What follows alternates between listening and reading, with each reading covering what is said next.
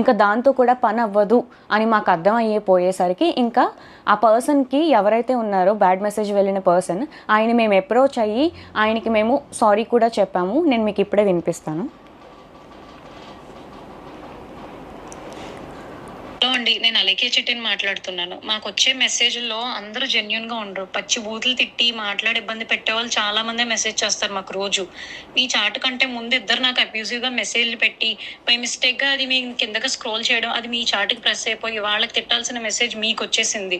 And అది నేను realise అయ్యే లోపే మా బిజినెస్ వాట్సాప్కి రిపోర్ట్లు చేసి ఇంకా మొత్తానికి మా బిజినెస్ వాట్సాప్ అయితే యాక్సెస్ చేయలేకపోతున్నాం మేము.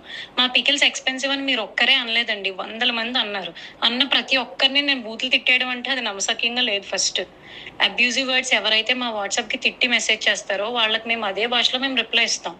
ఈ వాయిస్ నోట్ అయితే మీకు పెట్టాల్సింది కాదు. మీ విషయంలో చాలా రాంగ్ జరిగింది. దానికి ముఖ్యంగా నేను మీ అమ్మగారికి చాలా సారీ చెప్తున్నా.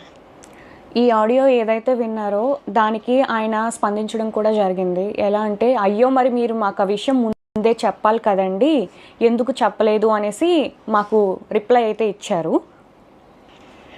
అది మీకు పెట్టాల్సిన మెసేజ్ కాదు కాబట్టి నేను మళ్ళీ రియలైజ్ అయ్యి అది వెనక్కి వెళ్ళి డిలీట్ ఫర్ ఎవరీవన్ కొట్టడం అనేది జరిగింది. అసలు నేను మీకు పెట్టాల్సిన మెసేజే కాదండి అది. రోజు మీరు బిజినెస్ స్టార్ట్ చేసినప్పుడు మాకైతే ఒక మెసేజ్ వచ్చింది. అది నేను దానికి రెస్పాండ్ అవుతూ నేను ఒక వీడియో చేశా. ఇలాంటి అబ్యూజివ్ వర్డ్స్ మాట్లాడుతున్నారు, మేము వ్యాపారం చేసుకునే వాళ్ళం, మా మీద ఇలాంటివి మాట్లాడడం ఏంటి అని చెప్పి నేనే ఒకటి రైజ్ చేశాను వాయిస్. అలాంటిది నేను ఏ మాటలో ఏ తిట్టలేని వాళ్ళని తిడతానే అని అంటే అది ఒక రకంగా ఇన్నోసెంట్ వాళ్ళని తిట్టడం కూడా. నేనైతే ఇన్నోసెంట్ వాళ్ళని ఎవరిని ఎప్పటికీ వచ్చి ఒక మాట అనలేదు. ఎక్స్పెన్సివ్ అనే మాటలు అయితే ప్రైజింగ్ ఎక్కువ ఉంది ఈ మాటకి ఎవరు అసలు కంప్లీట్ గా రెస్పాండ్ అవ్వరు.